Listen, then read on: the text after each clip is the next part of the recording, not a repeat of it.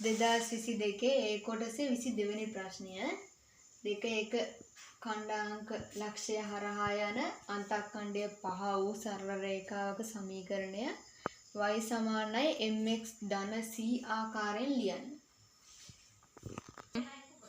මේ ප්‍රශ්නේ තේරුම් ගන්න අපි මේ ඛණ්ඩාංග දෙකක් ලකුණු කරලා ඉවරලා ප්‍රස්ථාරයක් ඇඳ ගන්නවා. 2 1 දීලා තියෙනවානේ.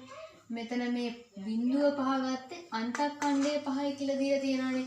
අන්තක්ඛණ්ඩය 5 කියන්නේ මෙතන y හම් වෙන x ඛණ්ඩාංකයේ බිඳුව වල y හම් වෙන දැනනේ. ඒ කියන්නේ එතන ඛණ්ඩාංකයේ බිඳුව 5 කියලා අපිට ගන්න පුළුවන්.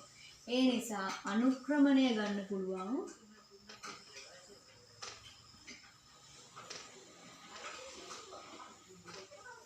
අනුක්‍රමණය කියන්නේ y ඛණ්ඩාංක වෙනස බෙදීම x ඛණ්ඩාංක වෙනස. y ඛණ්ඩාංක දෙක තමයි 5යි 1යි. 5 ඍණ 1. මෙහෙම ඛණ්ඩාංකයක් ලිව්වන් පස්සේ ඉස්සෙල්ලම තියෙන්නේ x ගේ ගාන ඊළඟට තියෙන්නේ y ගේ ගාන. ඒකෙන් තමයි මේ 5 y කියලා ගත්තේ. ඊළඟට x ඛණ්ඩාංක වෙනස බිඳුව ඍණ 2.